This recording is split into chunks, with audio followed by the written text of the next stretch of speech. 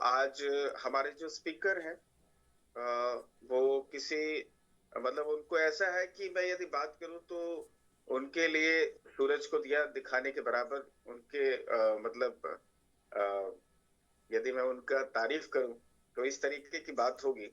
But लेकिन मैं salute करता हूं उनके जज्बे को, उनके नॉलेज को, और बहुत अच्छे तरीके से मतलब जब किसी भी प्रोजेक्ट के ऊपर में, सब्जेक्ट के ऊपर में जब उनको टास्क दिया जाता है तो बहुत अच्छे ढंग से निभाते हैं वो। तो मैं चाहूंगा आप सभी साथियों को एक बार आप अपना स्क्रीन ऑन कर लीजिए और पेन डायरी अवश्य करके अपने पास रखिए, ताकि क्या है कोई भी लाइन हो तो हम वेब थ्री के प्रोजेक्ट में काम कर रहे हैं, वेब थ्री में हम सीख रहे हैं चीजों को। तो साथियों, समय ज्यादा हो गया है, अब विलंब नहीं करते हुए उनको यहाँ पे हम इनवाइट करते हैं। तो please welcome Suresh Paikra sir. आप प्लीज आइए और आपके वार्म वेलकम है सर हमारी पूरी टीम की ओर से। अब आपके स्टूडेंट बैठे हुए हैं तो प्लीज आप आइए और आज अपने ज्ञान का पिटारा खोलिए सर। Please welcome sir. जी। Thank you welcome. Sir, thank you. आपका थैंक यू। बहुत बहुत धन्यवाद सर। धन्यवाद। सबसे पहले तो आप सभी को मेरा गुड मॉर्निंग, नमस्कार। मैं तो मस्त हूँ, आशा करता हूँ आप सब भी मस्त होंगे, अच्छे होंगे, है ना। और हमारी तरफ से यही कोशिश रहती है कि हमारे जो टीम है ना, रॉयल टीम की तरफ से लोगों को अच्छे से एजुकेट कराना, है ना, अच्छे नॉलेज देना, अच्छे मार्ग पे चलाना, ठीक है।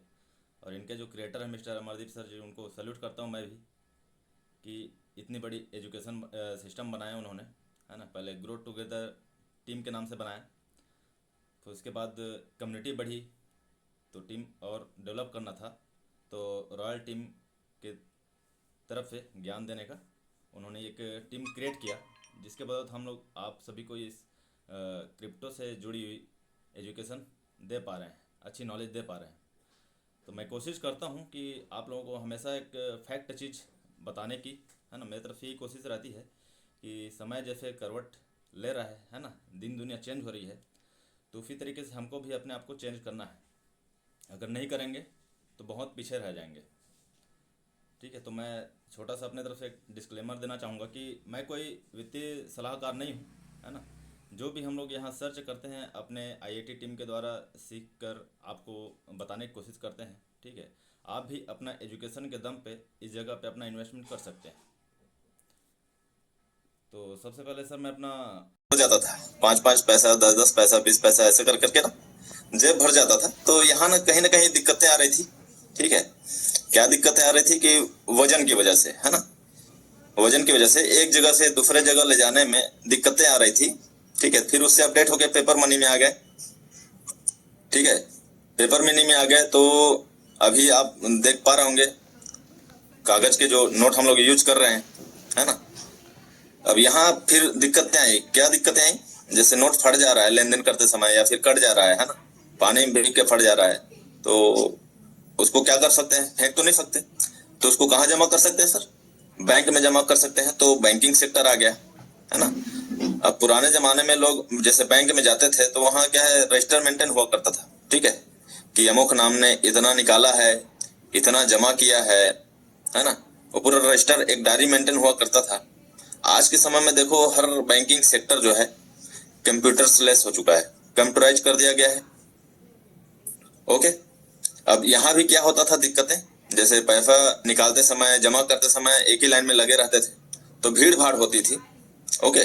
तो फिर उससे अपडेट होके एटीएम का निर्माण किया गया। लोगों को पता ही नहीं था कि यार आप मशीन से भी पैसा निकाल सकते हैं, ठीक है। अगर उस समय कोई बोलता, जिस समय बार्टर सिस्टम था कि आप मशीन से पैसा निकालेंगे, कोई यकीन नहीं करता, ठीक है। लेकिन टेक्नोलॉजी के वो पावर है कि आपको किसी बैंक के मतलब कि बैंक में जाके लाइन में लगने की जरूरत नहीं पड़ती है, ओके। आप प्रॉपर एटीएम में जाके अपना पैसा निकाल सकते हैं। अगर कोई बोलता कि आप प्लास्टिक कार्ड डालेंगे मशीन में और वहां से गरगर गरगर पैसा निकलेगा, कोई यकीन करता, कोई नहीं करता। लेकिन टेक्नोलॉजी का वो पावर है कि आप एक मशीन से भी पैसा निकाल पा रहे हैं, ठीक है दोस्तों। तो जब बैंक में दिक्कतें आ रही थी, है ना, एक ही लाइन में जाके पैसा निकालना है, जमा करना है, तो भीड़ भाड़ की वजह से फिर उससे अपडेट होके एटीएम का निर्माण किया गया, है ना। अब जिनको जरूरत है अपना पैसा निकालेगा एटीएम से। अब टेक्नोलॉजी इतना एडवांस हो गया है कि आप एटीएम में भी जाके प्रॉपर अपना कैश जमा कर सकते हैं सीडीएम मशीन के थ्रू, ठीक है। आप एक स्टेट से दूसरे स्टेट में लाखों लाख रुपए ट्रांजेक्शन कर सकते हैं। आपको वहां भी जाने की जरूरत नहीं है, ना कि बैंक में लाइन लगाने की जरूरत नहीं। ठीक है, 5 से 10 मिनट में आप पूरा कैश वहां से जमा कर सकते हैं। ओके दोस्तों, अब यहाँ क्या दिक्कतें आई, जब लोग पैसा निकालने के लिए एटीएम में जाते थे तो कहीं ना कहीं सर्वर प्रॉब्लम हो जाता था, ठीक है, नेटवर्क की वजह से। तो कहीं मशीन में पैसा नहीं रहता था, कभी पैसा फंस जाता था। ठीक है भाई, टेक्निकल चीज है, कहीं ना कहीं प्रॉब्लम तो आती है।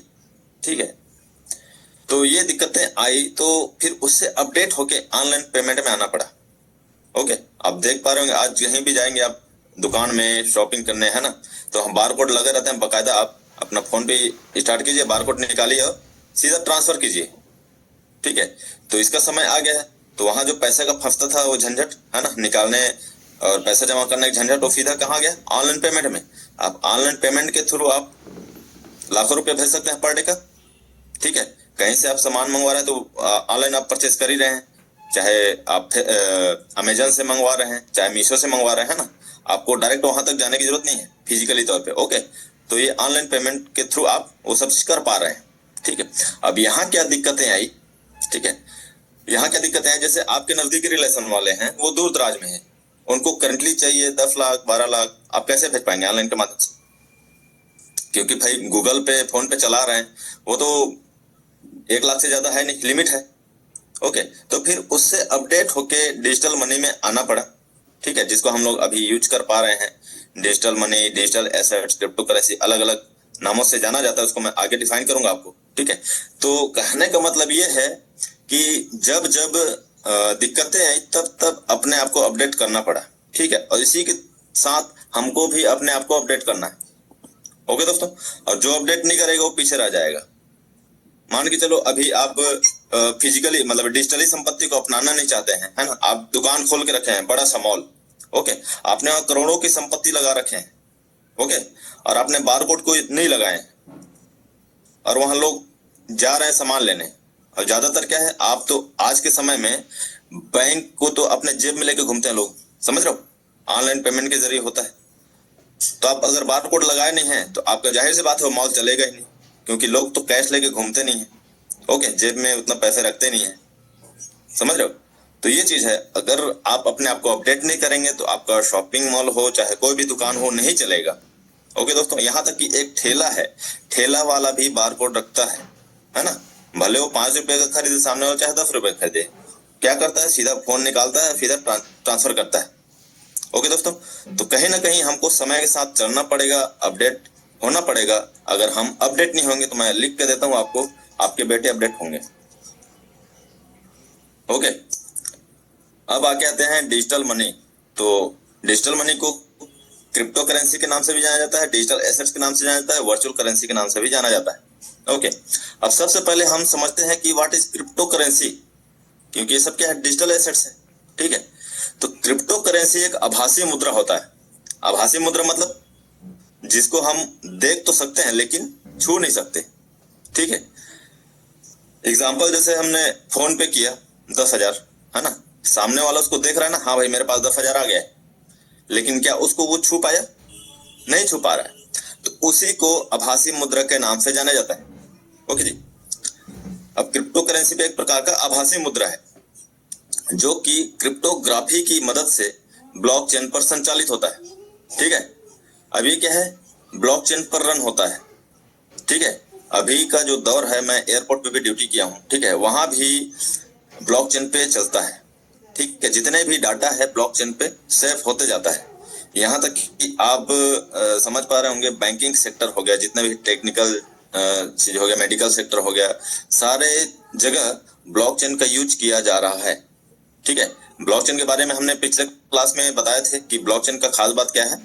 यहाँ से कोई आपका डाटा को कोई चोरी नहीं कर सकता, पहली बात, है ना, कोई स्कैम नहीं कर सकता है, कोई एडिट नहीं कर सकता, कोई हैक नहीं कर सकता। ठीक है, तो ये ब्लॉकचेन का खास बात है। ठीक है, तो ये कहाँ चलता है, क्रिप्टोग्राफी की मदद से ब्लॉकचेन पर संचालित होता है। ओके, अब इस पर किसी व्यक्ति विशेष या सरकार का किसी प्रकार का कोई नियंत्रण नहीं होता है। मतलब समझ पा रहे हैं, ब्लॉकचेन में चलना मतलब कोई व्यक्ति विशेष का, कोई गवर्नमेंट का कोई नियम कानून वहां काम नहीं करेगा, उसका कोई अधिकार ही नहीं है, समझ रहे हो। मतलब ये फुल्ली क्या होता है, डिसेंट्रलाइज होता है। ठीक है, अभी आगे बताएंगे सेंट्रलाइज डिसेंट्रलाइज के बारे में भी आपको। ठीक है, आइडेंटिफाई करेंगे कि कहाँ सेंट्रलाइज होता है, कहाँ डिसेंट्रलाइज काम करता है। ओके, अब क्रिप्टो करेंसी वह आभासी मुद्रा होता है जिसके माध्यम से हम बिना किसी बाधा से लेन देन की प्रक्रिया को संचालित करते हैं। मतलब समझ पा रहे हैं भाई, जहां हम लोग गूगल पे फोन पे यूज करते थे, है ना, जहां 1 लाख से ज्यादा ट्रांजेक्शन करे तो वहां हमारा बैंक अकाउंट को फिक्स कर देता था बैंक। ओके, जहां बार बार ट्रांजेक्शन करोगे, अरे यार इतना पैसा कहाँ से भेज रहा है, आपका अकाउंट ही फिक्स कर देते हैं। फिर आपको बैंक जाना पड़ेगा, वहां आपका बताना पड़ेगा सर मैं इनको भेज रहा था, ऐसा भेज रहा था, इतना भेज रहा था, है ना। वो क्वेश्चन करेंगे इतना क्यों भेज रहे हो, कहाँ भेज रहे हो। ठीक है, मतलब वहां कोई नियंत्रण कर रहा है आपका पैसा को, आपका फंड्स को, समझ रहे हो। इसीलिए आप 1 लाख से ज्यादा ट्रांजेक्शन नहीं कर पा रहे हैं। फिर आपको 1 लाख और भेजना है तो 24 घंटे का वेट करना पड़ रहा है। समझ रहे हो दोस्तों, है ना। तो क्रिप्टो करेंसी वह आभासी मुद्रा होता है जिसके माध्यम से हम बिना किसी बाधा से लेन देन की प्रक्रिया को संचालित करते हैं। यहाँ कोई बाधा नहीं है, आप विद इन सेकंड लाखों करोड़ों रुपए यूएसडीटी के फॉर्म में, टोकन या कॉइन के फॉर्म में भेज सकते हैं सामने वाले को। यहाँ गवर्नमेंट भी आपका कुछ नहीं कर सकती है। ओके, अब आगे बढ़ते हैं हम लोग। अब जो भी टोकन कॉइन हम लोग यूज करते हैं, जो डिजिटल एसेट्स, ओके, उसमें टॉप 10 पैरामीटर्स मैंने बनाया है अपने तरफ से। ठीक है, जिसको हम लोग को सर्च करना आना चाहिए। अब कैसे सर्च करेंगे, ब्लॉकचेन में जाके, ब्लॉकचेन की भी क्लासेस आपको बताया जा चुका है। ठीक है, वहां फुल्ली ट्रांसपेरेंसी होता है, वहां ये सब चीज डाटा आपको देखने को मिल जाएगा। ओके, तो पहला है कॉन्टैक्ट एड्रेस वेरीफाइड होना चाहिए फ्रॉम गूगल से। ओके दोस्तों, जो भी टोकन कॉइन में हम पैसा लगाते हैं ना, तो सबसे पहले हमको उसका कॉन्टैक्ट एड्रेस को, ठीक है, जो स्मार्ट कॉन्टैक्ट है वो वेरीफाइड है कि नहीं है, उसको कैसे सर्च करेंगे। तो हम गूगल में जाएंगे, प्रॉपर उसका नाम लिखेंगे, कौन सा ब्लॉकचेन का है तो पहले ब्लॉकचेन को हमको लिखना पड़ता है। ठीक है, उसके बाद उस टोकन या कॉइन का नाम लिखेंगे तो वहां पूरा उसका डाटा आ जाएगा कि ये वेरीफाइड है कि नहीं है। ठीक है, फिर आ जाते हैं टोटल सप्लाई। ये सब क्या है, देखो स्कैम से बचने के तरीके हैं, क्योंकि फिजिकली फॉर्म में भी आप स्कैम के शिकार होंगे, डिजिटली फॉर्म में भी आप स्कैम के शिकार होंगे। ठीक है, डिजिटली में तो आपका जान बच जाएगा, फिजिकली में आदमी तो एक दूसरे को निपटा भी देते हैं। समझ रहे हो दोस्तों, तो अभी का जो दौर है डिजिटली का है। ठीक है, क्योंकि दौर के साथ हमको चेंज करना पड़ेगा, अपने आप को अपडेट करना पड़ेगा। अगर अपडेट नहीं हुए तो सबसे पीछे रह जाएंगे। ठीक है, तो ये सब सर्च करने के तरीके हैं, जो एक एक पॉइंट आज आपको मैं बता रहा हूँ। ओके, टोटल सप्लाई क्या है, मिनिमम होना चाहिए। In cash maximum high utility use cash. अगर अधिकतर सप्लाई है उसका, तो उसका यूज केस कहाँ कहाँ है भाई, उसका यूज कहाँ होने वाला है, ये आपको पता होना चाहिए उसके बारे में। ओके, पता नहीं है तो बिल्कुल भी वहां अपना फंड को स्टेक या जमा ना करें। ओके, तीसरा है supply mode. Supply mode must be auto not manual. Okay, supply mode जो है ऑटोमेटिक होना चाहिए, मैनुअली नहीं होना चाहिए। ओके, मैनुअली मतलब ये नहीं कि मैं यहां से बटन दबाया तब वहां हो रहा है, वो क्या है, ऑटोमेटिक होना चाहिए, ऑटोमेटिक फॉर्म में। ओके दोस्तों, और ये जो चलता है ब्लॉकचेन पे चलता है, ये ऑटोमेटेड चलता है। ठीक है, चौथा है ऑनरशिप रिनाउंस्ड होना चाहिए। रिनाउंस मतलब जो भी टोकन कॉइन हम लोग यूज कर रहे हैं, ठीक है, उस पे उस क्रिएटर का या ऑनर का कोई हक नहीं होना चाहिए। ओके दोस्तों, ये होता है ऑनरशिप रिनाउंसमेंट, मतलब मालिकाना हक नहीं होना चाहिए। सबसे बड़ी बात क्या है कि ये ओके दोस्तों, पांचवा है लिक्विडिटी पूल। लिक्विडिटी पूल जो है बर्न मोड होना चाहिए। ओके, और लॉक होना चाहिए। बर्न मतलब जलना, ऑटोमेटिक। ठीक है, वहां कोई करना भी नहीं चाहिए कि भाई ये मैं कर रहा हूं तभी हो रहा है। ठीक है, लेकिन वो सब चीज आपके हाथ में होना चाहिए, क्रिएटर के हाथ में नहीं होना चाहिए। जो वहां इन्वॉल्व है, ओके, उसी के हाथ में होना चाहिए। छठवां है टॉप होल्डर। टॉप होल्डर को 5% से ज्यादा नहीं जाना चाहिए जो उसका सर्कुलेटिंग सप्लाई। समझ गए दोस्तों? अगर इससे ज्यादा जा रहा है मतलब समझ जाओ कहीं ना कहीं हस्तक्षेप है। ओके, सातवां है डिसेंट्रलाइज। डिसेंट्रलाइज मतलब विकेंद्रीकृत। ठीक है, जैसे अभी आपको मैंने बताया इसका डेफिनेशन क्रिप्टो करेंसी का, इस पर कोई व्यक्ति विशेष या सरकार का कोई नियंत्रण नहीं होता है। ठीक है, उसी को बोलते हैं डिसेंट्रलाइज। ठीक है, विकेंद्रीकृत। तो प्रोजेक्ट क्या है या टोकन या कॉइन जो है डिसेंट्रलाइज होना चाहिए। आठवां है ऑडिट। ऑडिट होना चाहिए। वर्ल्ड का सबसे नंबर 1 क्रिप्टो ऑडिटर है सर्टिक। सर्टिक के द्वारा ऑडिट होना चाहिए उस टोकन या कॉइन का। ठीक है, और हम लोग किस्मत वाले हैं, जिस टोकन में हम लोग काम कर रहे हैं वहां 2-2 बार ऑडिट हो चुकी है। ओके, स्कैमर चेक करने आना चाहिए। स्कैमर कर सकता है कि नहीं कर सकता, वो कौन डिसाइड करता है? Token sniper. स्नाइपर मतलब होता है सूंघना। ठीक है, जैसे हम लोग फौज में स्नाइपर डॉग रखे रहते हैं ना, वो सूंघ के बता देता है कहाँ बम रखा है, कहाँ है ना एक्सप्लोजिव रखा गया है। उसी तरीके से टोकन स्नाइपर क्या है, पूरा मॉनिटरिंग करता है। ठीक है, वॉच करता है वो कि कौन सा टोकन कितना जेन्युइन है और कितना फ्रॉड कर सकता है। ठीक है, ये पूरा डाटा आपको यहीं बता देगा। ओके दोस्तों, और लास्ट है बर्निंग। बर्निंग मोड जो है ऑटो होना चाहिए, नॉट मैनुअल। वही जो मैं बताया, यहाँ बर्न ऑटो मोड में होता है हर 8 घंटे में। ठीक है, उसको किसी दिन बताएंगे आपको ब्लॉकचेन में जाके प्रॉपर, है ना। और बर्न होके क्या बनाया जा रहा है वो भी आपको लाइव दिखाएंगे।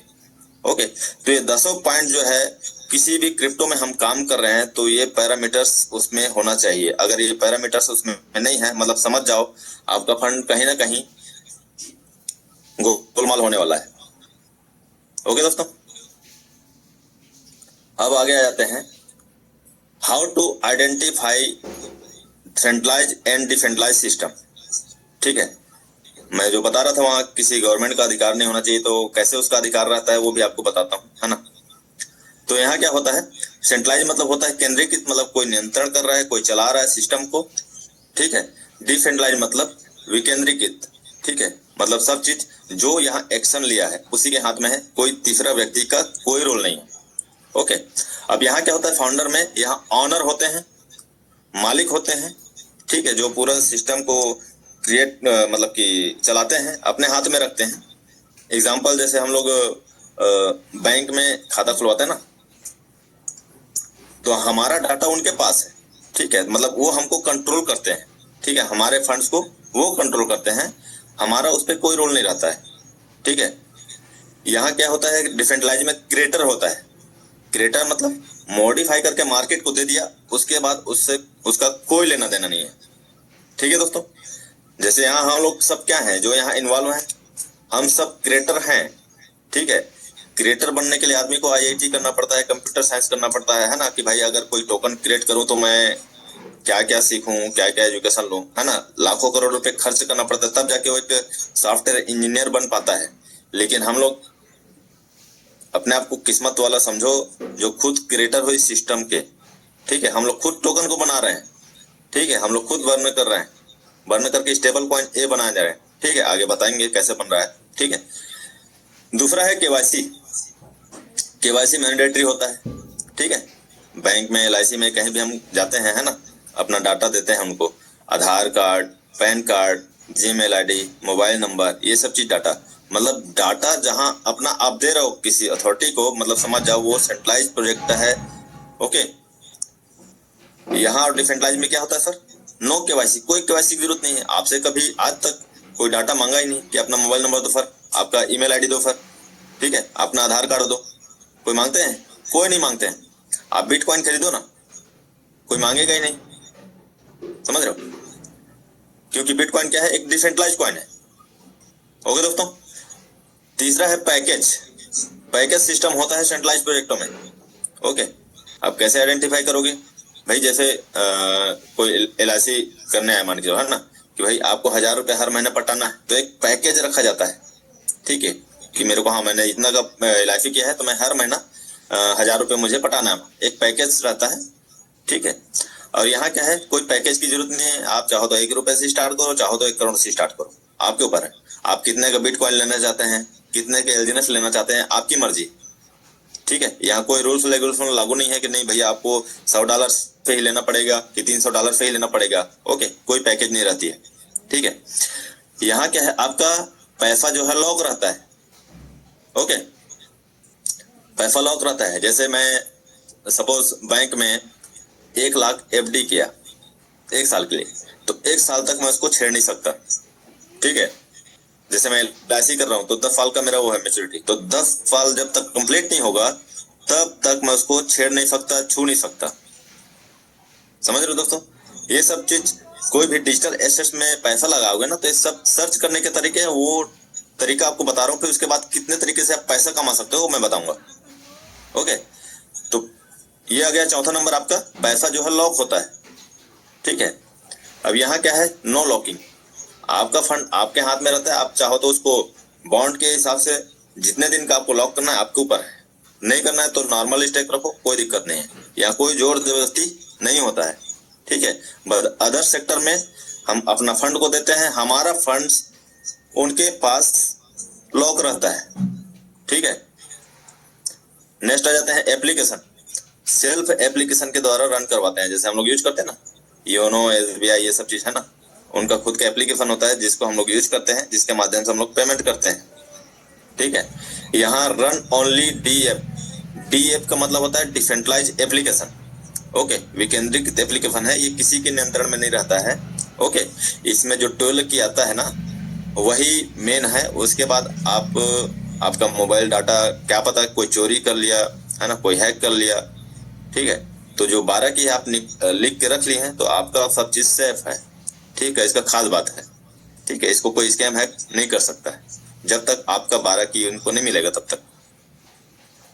नेक्स्ट है income plan. Income plan can be changeable. ठीक है, वहां क्या है, इनकम प्लान चेंज होते रहता है, कभी कम कभी ज्यादा, है ना। यहाँ क्या है, not changeable, only new smart contact edible. ठीक है, स्मार्ट कॉन्टेक्ट मतलब अनुबंध। ठीक है, हिंदी में अनुबंध बोलते हैं। ये कोडिंग रहता है। ठीक है, सॉलिडिटी लैंग्वेज वगैरह का है ना, इसको वही बंदा पढ़ सकता है जो IIT किया है, जो कंप्यूटर साइंस किया है। ओके, आप हम लोग इसको रीड नहीं कर सकते। ठीक है, इसके लिए हमको आगे की तैयारी करना पड़ेगा, IIT करना पड़ेगा, कंप्यूटर साइंस करना पड़ेगा। ठीक है, तब जाके हम उसको रीड कर सकते हैं। ठीक, नेक्स्ट है डायरेक्ट सेल इनकम रहता है। ठीक है, कोई भी इंडस्ट्री में हम पैसा लगाते हैं ना तो सामने वालों को सीधा हमारा जो है पैसा ही बंटवारा हो जाता है। ठीक है, हमारा मूलधन जो है तुरंत बंदर बाट हो जाता है, सामने वालों को जितना उसको डिस्ट्रीब्यूट है तुरंत चला जाता है। ठीक है, और यहाँ क्या है, ओनली प्रॉफिट इज डिस्ट्रीब्यूट। यहाँ हमारा मूलधन जो है पूरा सेफ रहता है। ठीक है, हमको जो ब्याज आता है, ठीक है, उसका कुछ % ऊपर वाले को जाता है। ठीक है दोस्तों, तो सेंट्रलाइज में क्या है, हमारा पैसे का बंदर बाट हो जाता है, चाहे प्रोडक्ट बेस में रहे चाहे कोई बेस में रहे। ओके, और डिसेंट्रलाइज में हमारा पैसे का बंदर बाट नहीं होता है, हमारा पैसा हमारे हाथ में रहता है, हमको जो प्रॉफिट आता है उसका कुछ % ऊपर वाले को जाता है। ओके, नेक्स्ट आ जाता है लिक्विडिटी इज नॉट सेफ।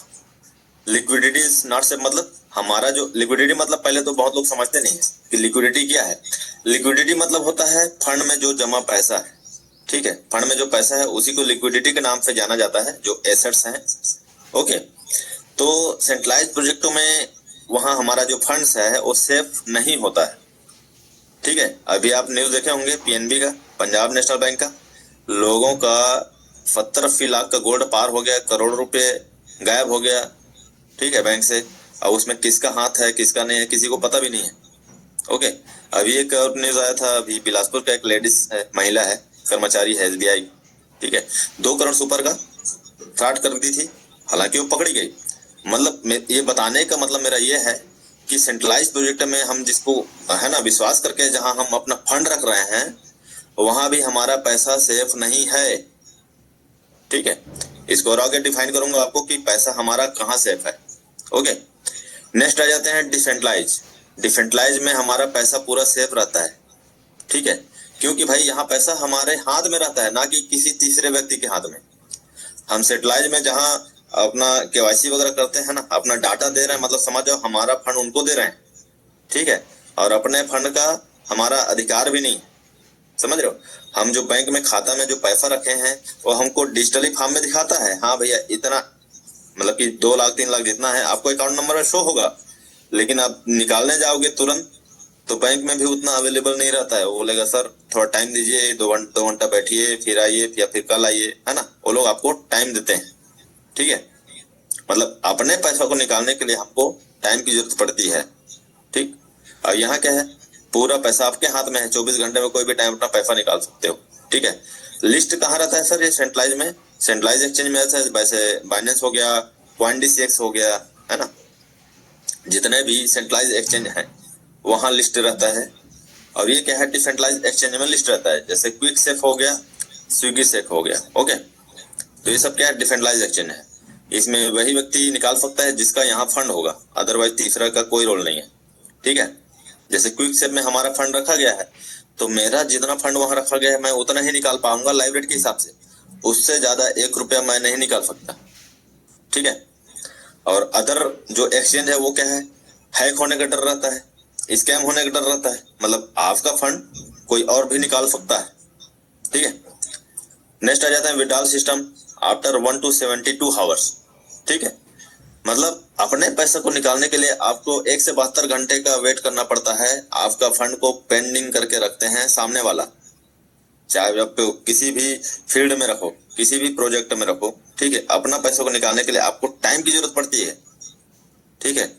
तो ये भी कौन सा जगह है भाई जहां अपना पैसों को निकालने के लिए हमको समय का मतलब वेट करना पड़ रहा है कि मेरे को इतना घंटे बाद मिलेगा, उतना घंटे बाद मिलेगा, है ना। लेकिन डिसेंट्रलाइज में क्या होता है, with in minute, with in second अपना पैसा को आप निकाल सकते हैं, ठीक है। और यहाँ जितने भी इन्वॉल्व हैं, ठीक है, सभी जानते हैं विद इन सेकंड में उनका पैसा जो डिजिटल एसेट्स है, जो एलजीनेस है, वो तुरंत 1 सेकंड में अपना डाई बन जाता है।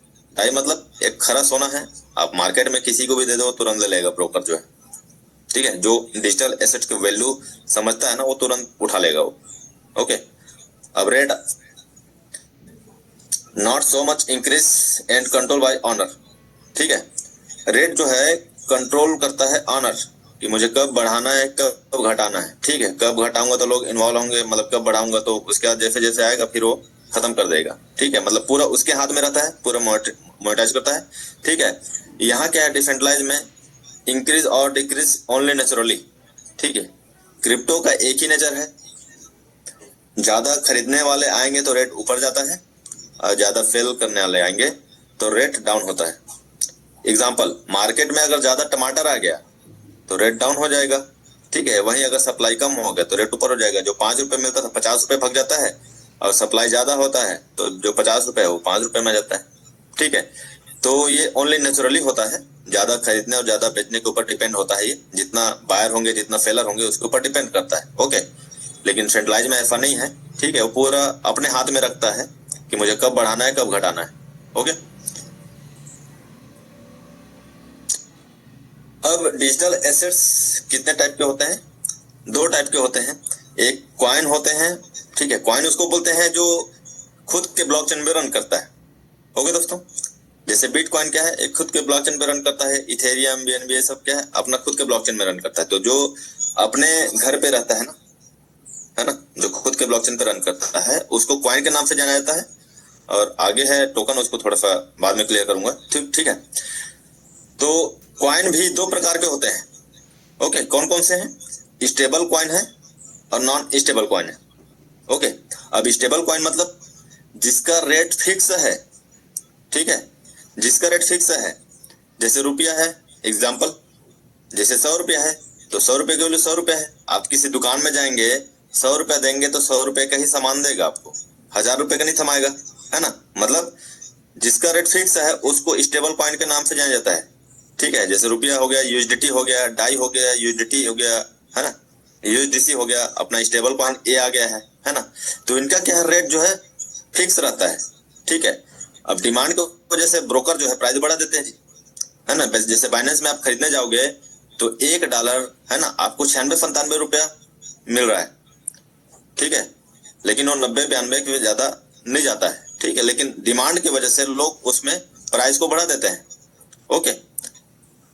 और नॉन स्टेबल कॉइन उसको बोलते हैं जिसका प्राइस जो है घटते बढ़ते रहता है। अब घटते बढ़ते कौन कौन सा एसेट्स है भाई? पहला गोल्ड है, सिल्वर है, बिटकॉइन है, इथेरियम है, एलजीनेस है। इनका क्या रेट जो है फ्लक्चुएट होते रहता है। ओके, रेट जो है उतार चढ़ाव होते रहता है। तो जिनका रेट ऊपर नीचे अप डाउन होते रहता है उन्हीं को नॉन स्टेबल कॉइन के नाम से जाना जाता है। ओके, जैसे गोल्ड का भी रेट उस समय डाउन हुआ था फिर ऊपर बढ़ना शुरू हो गया। सिल्वर का भी देख लो, उस समय बढ़ा था फिर डाउन हुआ फिर अभी बढ़ना शुरू हो गया। तो इनका रेट क्या है, अप डाउन होते रहता है। ओके, बिटकॉइन का देख लो, 2009 में जब आया था, है ना, तो एक बिटकॉइन 6 रुपए में मिल रहा था। अगर उस समय कोई डाल दिया रहता 100 रुपया तो आज के डेट में करोड़पति था। ठीक है, हालांकि उस समय टेक्नोलॉजी की कमी की वजह से वो कोई वहां इन्वॉल्व नहीं हुए, बट अभी टेक्नोलॉजी तो इतना एडवांस हो गया है, आपको बैठे बैठे एजुकेशन मिल जा रहा है, बैठे बैठे सारा ज्ञान मिल जा रहा है, कहीं फील्ड में जाने की जरूरत नहीं है। समझ रहे हो? अब आगे आ जाते हैं टोकन। टोकन उसको बोलते हैं जो अदर के दूसरे के ब्लॉकचेन पे रन करता है। ठीक है, टोकन एक डिजिटल संपत्ति, प्रतीक या चिन्ह है जो किसी विशिष्ट मूल्य, स्वामित्व, पहुंच, अधिकार या डेटा के टुकड़े को प्रतिनिधित्व करता है। ठीक है, मतलब टोकन फॉर्म में भी हम किसी के लेन देन कर सकते हैं। यह एक क्रिप्टो करेंसी की तरह है, लेकिन इसका अपना ब्लॉकचेन नहीं होता है, बल्कि किसी अन्य ब्लॉकचेन पर चलता है। ठीक है, एग्जांपल दे दिया है इथेरियम। ठीक है, और हम जिस टोकन में काम करते हैं उसका क्या नाम है, एलजीएनएस। वो किस पे काम करता है, किस में रन करता है, पॉलीगॉन ब्लॉकचेन पे रन करता है। ओके, तो किसी भी टोकन कॉइन में लगाने से पहले उसको पहले देखना है कि भाई कौन सा ब्लॉकचेन में चल रहा है वो। ओके, आगे आ जाते हैं। अब क्रिप्टो में इन्वेस्टमेंट में, मतलब कि क्रिप्टो में जब हम पैसा इन्वेस्टमेंट करते हैं तो उससे पहले हम क्या क्या चेक कर सकते हैं मोटा मोटा। ठीक है, जैसे मैं आगे और बताया था टॉप 10 रूल्स, है ना, उसी के अंदर ये भी है। ठीक है, इसको आप अपने तरीके से आप टेक्स्ट टूल पे जाके, डेस्क्रिप्शन पे जाके आप प्रॉपर चेक कर सकते हैं, और वो जो मैं बता रहा था उसको आप ब्लॉकचेन पे जाके चेक कर सकते हैं। ठीक है, तो पहला है लिक्विडिटी। लिक्विडिटी मतलब वही जो बताया था, फंड में पैसा है कि नहीं है, कितने पैसे हैं। लोग इसको बताते भी नहीं है, कोई इसको क्लियर भी नहीं कर पाता है। ठीक है, किसी को बोल दो कि भाई लिक्विडिटी मतलब समझते हो, तो किसी को ये नहीं पता है कि लिक्विडिटी क्या होती है। ठीक है, लिक्विडिटी मतलब होता है फंड में पैसा, उसके पास फंड में कितने पैसे हैं। ठीक है, लोग ये सबको जानते नहीं है और पैसा डाल देते हैं, कल के डेट में लपेट के ले जाता है, फिर रोते रहते हैं, अरे भैया मेरा पैसा डूब गया, मेरा पैसा डूब गया। भाई पहले, उससे पहले आप चेक नहीं किए उसके पास फंड में पैसा है कि नहीं देने के लायक, है ना। लोग बोलते हैं इतना कैसे देता है, इतना कैसे देता है, तो लिक्विडिटी रहेगा तभी तो उतना देगा।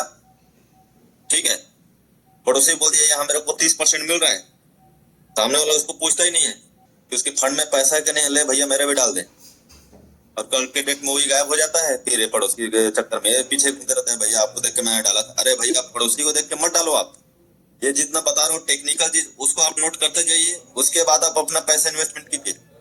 जिस टोकन या फंड में पैसा लगा रहे हो उसके फंड में पैसा है कि नहीं, पहले आप सर्च करना सीखिए खुद के दम पे। ठीक है, आपको नहीं आता है तो यहाँ आइए, हम लोग जूम मीटिंग के माध्यम से सिखाते हैं कि आप किसी भी टोकन कॉइन में पैसा लगाओगे तो लिक्विडिटी है कि नहीं है। ठीक है, लिक्विडिटी मतलब होता है फंड में पैसा, तभी तो आपको देगा। ओके, नेक्स्ट आ जाते हैं होल्डर्स। ठीक है, तो इसके पास होल्डर्स कितने हैं, होल्डर्स मतलब होता है धारक, जैसे बैंक में होता है ना खाता धारक, उसी तरीके से यहाँ होल्डर्स कितने हैं उसको आपको देखना है। ये नहीं कि होल्डर्स पता नहीं है, 2-4 है कि कितने हैं और आपने पटक दिया। ठीक है, कल के डेट में जो होल्डर्स है वही लेके चला गया। ठीक है, उसको होल्डर्स को देखना चाहिए कि वाकई में उसका होल्डर है नहीं। हमारे पास जो होल्डर्स है वो 21 लाख से ऊपर है। ठीक है, इतना तो बिटकॉइन का भी होल्डर्स नहीं है। ओके, तो नेक्स्ट आ जाता है market cap. Market cap check करना चाहिए कि उसके पास अभी कितना अरब का मार्केट कैप हुआ है अभी के टाइम। ओके, और इसका स्टार्टिंग टाइम का आपको पता करना है कि कब ये स्टार्ट हुआ था, अभी चलते हुए कितना टाइम हुआ है। ठीक है, बहुत लोग इसको गलत धारणा पे लेके चलते हैं। कैसे? इससे चलते हुए मतलब कि 2024 में स्टार्ट हुआ था, 5-6 महीना हुआ, लोग बोल रहे हैं कि बोलना शुरू कर दिए कि अभी ये जाएगा, महीना हो गया ये भगेगा। तो बोलते बोलते ये चलते चलते साल खत्म हो गया, फिर बोलने लगे कि ये चला जाए। ओके, अब साल खत्म हो गया, 2 साल आ गया, बोलते हैं अब ये चला जाएगा, तो नया प्रोजेक्ट है तो देखो। मतलब एक 5-6 महीना चला गया, 2 साल चल गया, मतलब अब नहीं चलेगा। इसको लोग गलत धारणा पे लेके चलते हैं, लेकिन जो जितना लॉन्ग टाइम जा रहा है हमारी स्टेबिलिटी वो बढ़ती जाती है। ठीक है, अभी हम कर रहे हैं टोकन में एलजीएनएस में, उसको मैं 85 मिलियन तक खर्च करते आ रहा था, उसका जो लिक्विडिटी। सर थोड़ा वॉइस ब्रेक हो रहा है सर। सुरेश सर, देखा जाए तो उसका सुरेश सर थोड़ा सा वॉइस ब्रेक हो रहा था जी, थोड़ा सा रुक रुक के आ रहा था सर। एक मिनट मेरा,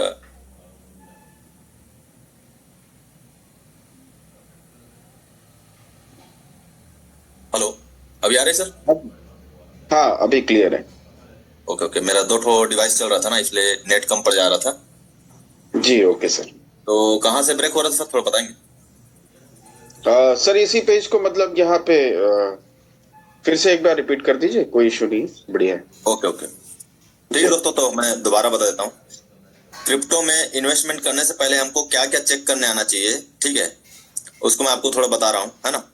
पहले जो मैं चेक करने का तरीका बताया था उसको ऑनलाइन आप चेक कर सकते हैं, उसको किसी दिन ऑनलाइन में लूंगा, क्योंकि वो सब बताऊंगा तो ट्रेनिंग जो है लंबा हो जाएगा और लोगों को लंबा ट्रेनिंग मजा नहीं आता है, लोग बोर हो जाते हैं। ओके, तो इसको मैं छोटा फॉर्म में आपको बता दे रहा हूँ कि सबसे पहले किसी भी टोकन या कॉइन में पैसा लगाते हैं तो सबसे पहले हमको चेक करना आना चाहिए उसका लिक्विडिटी। लिक्विडिटी मतलब लोगों को ये नहीं पता रहता है कि लिक्विडिटी का मतलब क्या होता है। ठीक है, लिक्विडिटी का मतलब होता है फंड में पैसा। ओके, वही जो बता रहा था एग्जांपल, जैसे कोई पड़ोसी बोला कि भैया मैं इस टोकन में लगाया हूँ, मेरे को महीने का 30% मिलता है। ठीक है, तो हम ये नहीं पूछते हैं कि वो कहाँ से देता है, बल्कि ये बोलते हैं कि ले भैया मेरा भी पैसा डाल दे। समझ रहे हो? लेकिन वही 30% वाला कल के डेट में गायब हो जाता है, फिर हम पड़ोसी के पीछे पड़ जाते हैं। ठीक है, तो इसको आपको खुद को सर्च करने आना चाहिए। कहाँ सर्च कर पाएंगे आप? डेस्क टूल में जाके सर्च कर सकते हैं, डेस्क स्कैनर में जाके सर्च कर सकते हैं। अगर ब्लॉकचेन को आपको रीड करना आता है तो ब्लॉकचेन में भी आप जाके सर्च कर सकते हैं। तो सबसे पहले जिस टोकन कॉइन में पैसा लगाते हैं तो उसमें फंड में पैसा है कि नहीं है, उसको हमको चेक करने आना चाहिए। खुद से चेक करो ना यार, यहाँ पूरा ट्रेनिंग मिल रहा है, पूरा एजुकेशन मिल रहा है प्रॉपर। आप खुद अपना सेल्फ डिफेंड, है ना, खुद हो जाइए, खुद के माध्यम से आप चेक कर सकते हैं। ओके, नेक्स्ट है होल्डर्स। होल्डर्स मतलब होता है धारक। जैसे बैंक में खाता धारक होते हैं, उसी तरीके से इस टोकन कॉइन में कितने होल्डर्स हैं उसको आपको चेक करने आना चाहिए, उसको देखना है। लोग ये सब चीज पूछते नहीं कि उसका होल्डर्स कितने हैं। ठीक है, बस उन्होंने बोला 30%, आपने पटक दिया 30% लालच के चक्कर में, और होल्डर्स पता चला वो खुदे है, वो लेके चला गया विदेश। समझ लो दोस्तों। और हम लोग किस्मत वाले हैं, जहां हम लोग काम कर रहे हैं एलजीएनएस टोकन में, वहां होल्डर्स 21 लाख से ऊपर हो चुके हैं। इतना होल्डर्स तो बिटकॉइन में भी नहीं है। ओके, नेक्स्ट है मार्केट कैप। मार्केट कैप आपको देखना है कि उसका कितना अरब का मार्केट कैप हो चुका है अभी टाइम पे। ओके, फिर आ जाते हैं स्टार्टिंग टाइम, मतलब वो शुरू कब से हुआ है और कितना टाइम हुआ है। ठीक है, इसको लोग गलत धारणा पे लेके चलते हैं, मतलब अरे 6 महीना हो गया, अब तो खत्म होने वाला है, अब जाने वाला है, और लोग यहाँ से पैसा निकाल के दूसरे जगह फिर पटक देते हैं। कोई नया नया टोकन कॉइन आता है, यहाँ से उठा के वहां पटक दिया, बस बंदर नाच करते रहते हैं, उछल कूद, है ना, फिर वही एक दिन जाके डूब जाते हैं। ठीक है दोस्तों, तो हमारा प्रोजेक्ट 2 साल कंप्लीट हो चुका है। आप लोग किस्मत वाले हो, जो प्रोजेक्ट जितना लॉन्ग टाइम चल रहा है, जितना स्टेबिलिटी है, उतना वो स्ट्रांग है। ठीक है, जितना लॉन्ग टाइम चला है, रनिंग किया है।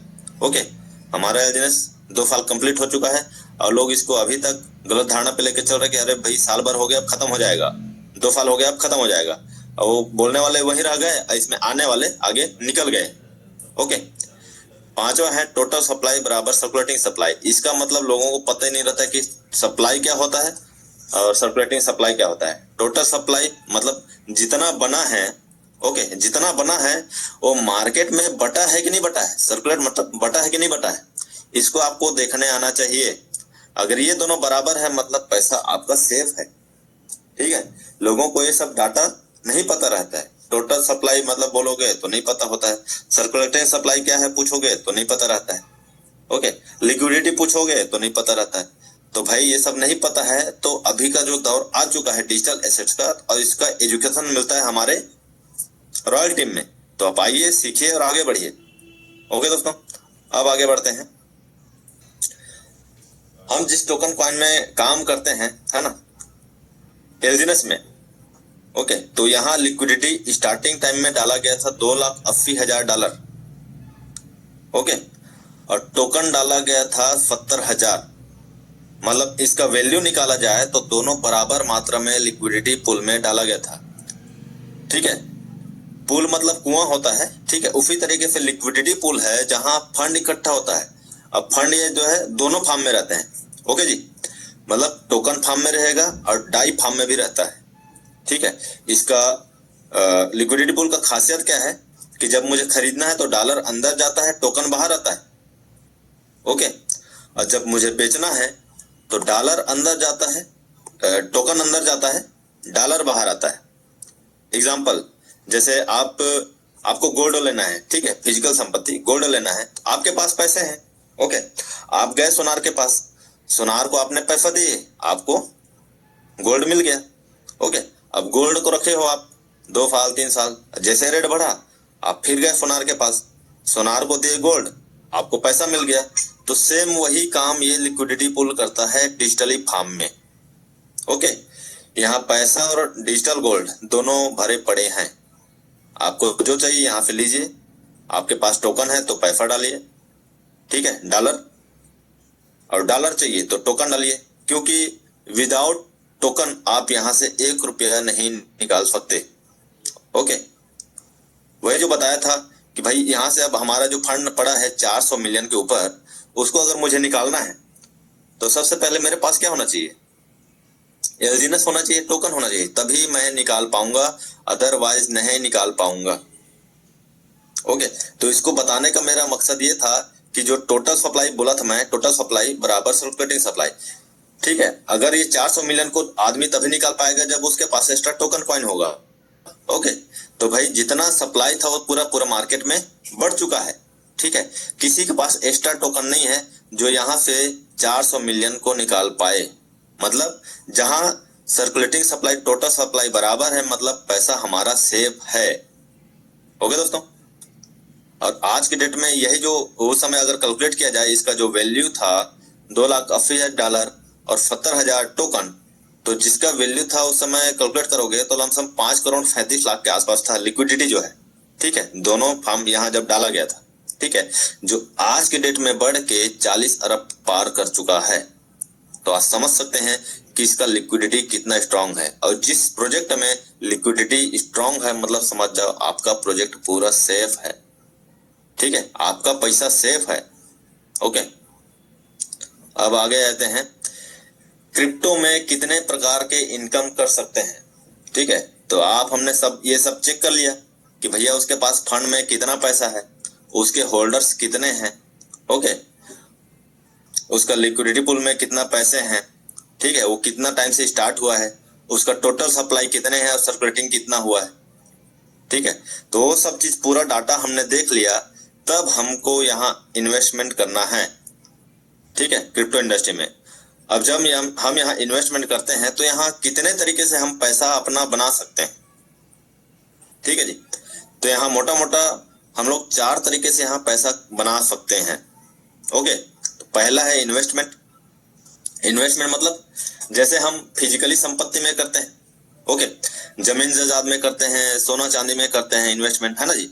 गोल्ड लेके रखते हैं ना कि कल के डेट में 2 साल 3 साल के बाद उसका रेट बढ़ेगा तो बेच लेंगे, या फिर जमीन खरीद के रखते हैं, तो एक प्रकार का हमने इन्वेस्टमेंट किया ना वहां भी। तो उसी तरीके से डिजिटली फॉर्म में भी होता है। ठीक है, जैसे आप बिटकॉइन नाम सुने हैं, सबसे फर्स्ट कॉइन है, मदर करेंसी के नाम से जाना जाता है। ठीक है, 2009 में जब वो स्टार्टिंग हुआ था तो एक बिटकॉइन 6 रुपए के आसपास थी। अगर उस समय कोई व्यक्ति जानते रहता और 100 रुपए भी डाल दिया रहता, ठीक है, 2009 में, तो आज के डेट में वो करोड़पति थे। ओके दोस्तों, तो इस तरीके से आपका डिजिटली फॉर्म में भी होता है। नेक्स्ट है ट्रेडिंग। ट्रेडिंग मतलब जैसे आप शेयर मार्केट में, है ना, शेयर खरीदते हैं, ओके, फिर बेचते हैं, मतलब उसको क्या बोलते हैं, इंट्राडे, खरीदना और बेचना। ठीक है, उसी को क्रिप्टो में किया जाता है तो ट्रेडिंग के नाम से जाना जाता है। अब ये क्या है, हाई रिस्क प्लेटफॉर्म है। कैसे हाई रिस्क प्लेटफॉर्म है? आपको दिन भर फोकस करना पड़ेगा, आंख गड़ा के रखना पड़ेगा आपका लैपटॉप में, आईपैड में। ठीक है, क्योंकि राइट टाइम एंट्री भी करना है, राइट टाइम एग्जिट भी करना है। अगर वो नहीं कर पाओगे तो आपका जो फंड है वो खत्म हो जाएगा, जीरो हो जाएगा। ठीक है, सबसे बड़ा हाई रिस्क प्लेटफॉर्म है ट्रेडिंग प्लेटफॉर्म। यही आदमी 99% लोग डुबाते हैं यहाँ। ठीक है, क्रिप्टो इंडस्ट्री में जितने भी लोग डुबा रहे हैं ना, ट्रेडिंग के नाम पर ही पैसा डुबा रहे हैं। ठीक है, क्योंकि ट्रेडिंग क्या है, ये भी तो एक प्रकार का सेंट्रलाइज है भैया। ठीक है, आप यहाँ पे ट्रेड कर रहे हो, आपको लग रहा है मैं चला रहा हूँ, लेकिन आप नहीं चला रहे हो, चलाने वाला उधर बैठा है। समझ रहे हो, कब आपका रेट डाउन होगा, कब आपका रेट बढ़ाना है, ठीक है, वो उस व्यक्ति के हाथ में है। ठीक है, जो सिस्टम को क्रिएट किया है ट्रेडिंग प्लेटफॉर्म को। ओके, ये एक प्रकार का गेमिंग है, गेमिंग थ्योरी। ठीक है, जैसे गेम में 80-20 का रेशियो चलता है। ओके भैया, 80% लोग हारते हैं, 20% लोग ले दे के जीतते हैं। तो उसी तरीके से ट्रेडिंग प्लेटफॉर्म में काम करता है, उससे भी बड़ा रिस्क है ये। ओके, क्योंकि ये पूरा क्या है, सेंट्रलाइज प्रोजेक्ट है। आपने चलो डाल दिया यहाँ 2 लाख रुपया, ट्रेडिंग करते करते करते बढ़ा दिया वो तो 15 लाख 20 लाख। आप यहाँ से फिर विड्रॉल ठोक रहे हो, आ ही नहीं रहा है। वो पागल है क्या कि 15 लाख को आपको दे देगा, रिलीज कर देगा डॉलर आपको? नहीं करेगा। ठीक है, तो इसलिए मैं सेंट्रलाइज डिसेंट्रलाइज को पहले आपको अवगत करवाया कि भैया जहां आपका केवाईसी या डिमांड जो भी चल रहा है ना, वहां बिल्कुल भी आप पैसा ना लगाएं। आपका पैसा दूसरे के हाथ में है, जब विड्रॉल मारोगे वहां से रिलीज ही नहीं करेगा, क्या कर लोगे आप? समझ रहे हो, इसलिए ट्रेडिंग प्लेटफॉर्म में लोग 99% लोग यहाँ डूबते हैं, अपना पैसा डुबाते हैं। ओके, तीसरा आ जाता है माइनिंग। माइनिंग भी 2 तरीके के होते हैं, एक हो जाता है प्रूफ ऑफ वर्क और दूसरा है proof of stake. Okay, proof of work में है ना, वही उस दिन बताया था, प्रूफ ऑफ वर्क में माइनिंग मशीन बैठाना पड़ता है ना, हजारों कंप्यूटर लगाना पड़ता है, इलेक्ट्रिसिटी वो सब चीज व्यवस्था करने पड़ती है। ठीक है, तो यहाँ आपको लाखों करोड़ रुपए लगाना पड़ेगा, तब जाके आप किसी टोकन या कॉइन का माइनिंग कर सकते हैं। ठीक है, अभी एक न्यूज देखे हैं, उसमें पोस्ट डाला है कि ईरान ने बिटकॉइन में माइनिंग के जरिए उसके दम पे, ठीक है, यूएसए पर मिसाइल दाग रहा है। समझ रहे हो, आप समझ पा रहे होंगे माइनिंग का कितना पावर है। तो उसने सबसे पहले तो माइनिंग मशीन बैठाया होगा, तब वो बिटकॉइन का माइनिंग कर पा रहे हैं। समझ रहे हो, नेक्स्ट आ जाते हैं प्रूफ ऑफ स्टेक, क्योंकि माइनिंग करना हर व्यक्ति के, माइनिंग मशीन बैठाना हर व्यक्ति के बस की बात नहीं। ठीक है, हर व्यक्ति के पास उतना लाखों करोड़ रुपए नहीं है। ठीक है, तो नेक्स्ट आ जाते हैं proof of stake. Proof of stake मतलब स्टेकिंग प्लेटफॉर्म है, नेक्स्ट प्रोजेक्ट स्टेकिंग प्लेटफॉर्म ही है। ठीक है, अब स्टेकिंग मतलब क्या होता है, आगे हम समझते हैं। स्टेकिंग मतलब होता है बैंक में एफडी करना। तो दोस्तों, बैंक में जिस तरीके से हम एफडी करते हैं ना, फिक्स डिपॉजिट, सेम वही प्रोजेक्ट स्टेकिंग प्रोजेक्ट है क्रिप्टो इंडस्ट्री में। ओके, बैंक में हम जब एफडी करते हैं तो हमको किस आधार पे ब्याज देता है बैंक जो है हमको? एपीआर के आधार पे, एनुअल परसेंटेज रेट के आधार पे। कितना देता है? 5 से 7% सालाना, मोटा मोटा 7%। ओके, सालाना देता है बैंक जो है। ओके, और नेक्स्ट जो है स्टेकिंग। स्टेकिंग मतलब भाई जो एफडी करता है बैंक, तो स्टेकिंग हमको किस आधार पे देता है? एपीवाई के आधार पे। Okay, annual percentage yield. Yield का मतलब होता है एक प्रकार से फार्मिंग करना। ओके, मतलब ब्याज के ऊपर ब्याज बनता है, उसी को एपीवाई के नाम से जाना जाता है, एनुअल परसेंटेज यील्ड, वार्षिक ब्याज आय जिसको बोलते हैं। ठीक है, तो हम जिस इंडस्ट्री में काम करते हैं, जिस प्रोजेक्ट में हम पैसा लगाए हैं, वहां हमको कितना आता है 8 घंटे में? 0.2 से, अभी 0.2% से अब मिल रहा है ना, इसलिए मैं 0.2 लिखा हूँ। हालांकि वो एपीवाई के आधार पे देता है, तो जो उसका एपीवाई, अभी जैसे एपीवाई कितना चल रहा है, 804.5 चल रहा है, उसके आधार पे हमको कितना परसेंट दे रहा है। ओके, अब एपीवाई जब घटेगा तो घट के आएगा, बढ़ेगा तो बढ़ के आएगा। ओके, तो अभी का जो एपीवाई है उसके आधार पे मैंने इस चार्ट को बनाया है। ठीक है, तो अभी के आधार पे 0.2 से 0.4%। सुरेश सर, वॉइस को ना थोड़ा जोर से बोलिए, धीरे आ रहा है आपका बहुत, और थोड़ा सा ब्रेक हो रहा है बस। हेलो, ठीक है, हाँ अभी ठीक है, आईपैड को नहीं आ रहा है क्या? ठीक है ठीक है ठीक है ठीक है ठीक है ठीक है। तो एपीवाई के आधार पे देता है। ठीक है, तो एपीवाई जब ज्यादा होगा तो ज्यादा मिलेगा, कम है तो कम मिलेगा। ठीक है, तो अभी जो उसका एपीवाई है 804.5% जो भी चल रहा है ना, तो उसके आधार पे हमको अभी 0.2 से 0.4% के बीच में दे रहा है। ओके दोस्तों, और एवरी 8 आवर, हर 8 घंटे में दे रहा है। ठीक है, ओके। अब दोनों में डिफरेंट बताया है, डिफरेंस कि एपीआर और एपीवाई में क्या अंतर है। ओके, तो एपीआर में क्या है, कंपाउंडिंग नहीं है। ओके, एपीवाई में कंपाउंडिंग है, यस है, मतलब कंपाउंडिंग है। यहाँ रिटर्न क्या है, कम है, लो है। ओके, एपीआर में, ओके, एनुअल परसेंटेज रेट में रिटर्न जो है कम बनता है। क्यों? क्योंकि यहाँ सिंपल ब्याज मिलता है। ओके, और एपीवाई में रिटर्न जो है हाई है। क्यों? क्योंकि यहाँ ब्याज के ऊपर ब्याज मिलता है। ओके दोस्तों, अब ये यूज कहाँ कहाँ होता है? एपीआर जो है फिक्स डिपॉजिट में होता है, एफडी में, लोन में होता है, क्रेडिट कार्ड में होता है। ओके दोस्तों, और एपीवाई कहाँ यूज होता है? इन्वेस्टमेंट में होता है, स्टेकिंग में होता है और सेविंग में होता है। ओके, तो हम जो काम कर रहे हैं वो कौन सा काम है सर? स्टेकिंग प्रोजेक्ट है, जहां एपीवाई का यूज होता है। ओके, अब सपोज मैं एक एग्जांपल दिया है, ठीक है, जैसे शेयर मार्केट में कोई व्यक्ति शेयर खरीदता है।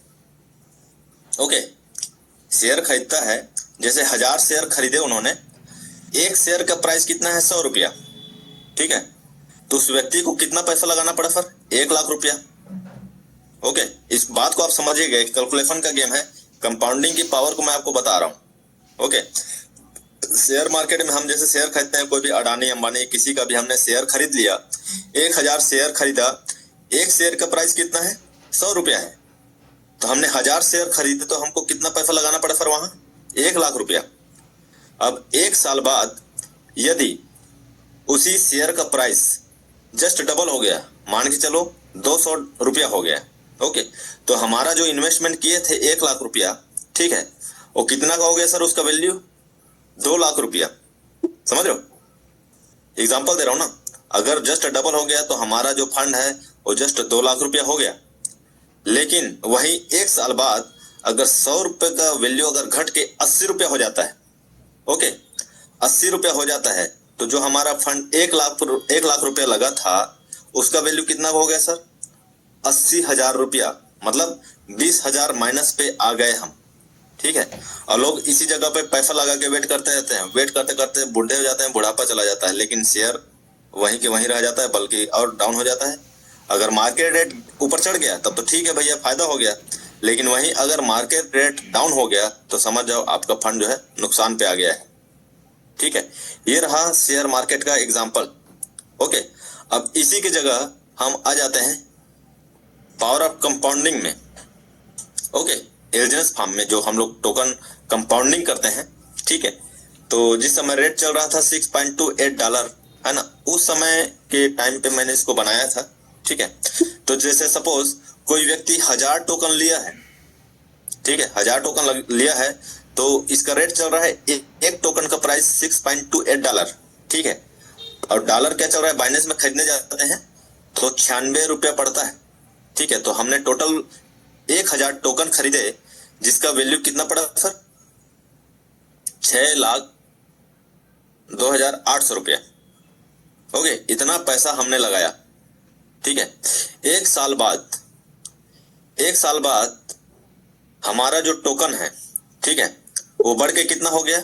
जो एपीआई था उसके आधार पे 9,033 टोकन बन गया है एक साल बाद। ओके, वहां भी मैंने आपको 1 साल का डिफरेंट बताया था शेयर मार्केट में, यहाँ भी हमने 1 साल का डिफरेंट लगाया है, लेकिन वहां क्या बताया था मैं आपको?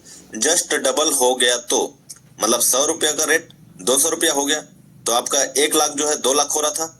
लेकिन यहाँ मैं रेट को डबल नहीं कर रहा हूँ, यहाँ रेट को सेम रखा हूं मैं, एज इट इज। अगर रेट रहा तो 1 साल बाद, तो जो हमारा टोकन का वैल्यू होगा वो 53,89,087 रुपया का हो रहा है उसका वैल्यू। समझ रहे हो दोस्तों? तो शेयर मार्केट में क्या है? हमने शेयर खरीदा, हमारा शेयर थोड़ी कंपाउंडिंग हो रहा है, लेकिन यहाँ क्या हो रहा है? हमारा टोकन जो है कंपाउंडिंग हो रहा है, जिसके बदौलत ये बढ़ के 9,033 टोकन बन गया है। ओके, वहां हमको है ना 1 लाख प्रॉफिट हो रहा था, 1 लाख डाले थे, अगर रेट बढ़ गया था तो 1 लाख मतलब टोटल 2 लाख हुआ था, है ना। लेकिन यहाँ हमारा जो है 6 लाख जो है 6,02,800 रुपए लगाए थे, एक साल बाद अगर सेम रेट रहता है तो हमारा जो एसेट्स का वैल्यू 53,89,000 है ना, 53,89,087 रुपीज हो जाता है। ओके दोस्तों, अब आ जाते हैं माइनस कैलकुलेटिंग। अगर वही एक साल बाद अगर हमारा जो टोकन का वैल्यू रेट जो है $3 हो जाता है, ओके, जस्ट आधा डॉलर हो जाता है, तो क्या हम नुकसान में है या फायदे में है उसको देखते हैं। ओके, तो हमारा टोकन तो ग्रोथ हो चुका है, 9,033 टोकन हो चुका है, समझ रहे हो। वहां जैसे हमारा जो शेयर है, जैसे रेट डाउन होता है तो 80,000 नुकसान में हम चले गए थे, ठीक है। लेकिन यहाँ क्या होता है, हमारा टोकन तो बढ़ गया है, 9,033 टोकन अगर $3 भी आता है, ठीक है, 95 के रेट में हम बेच रहे हैं, ओके, तो भी हमारा जो एसेट्स का वैल्यू जो है 25,74,000 है ना, 405 रुपीज का हो रहा है, समझ रहे हो दोस्तों। तो ये है कंपाउंडिंग की पावर, समझ रहे हो। वहां हमारा कोई कंपाउंडिंग नहीं हो रहा था, यहाँ हमारा कंपाउंडिंग हो रहा था।